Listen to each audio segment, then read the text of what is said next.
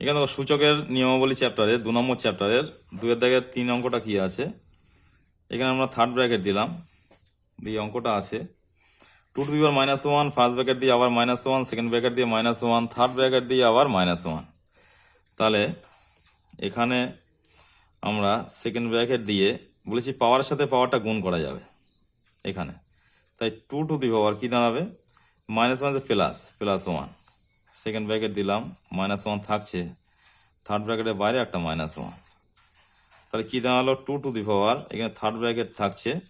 এই 1 এর সাথে এই 1টা গুণ হবে, মাইনাসে এখানে কোনো চিহ্ন নেই মানে প্লাস চিহ্ন আছে, তাহলে মাইনাসে প্লাসে -1, থার্ড ব্র্যাকেট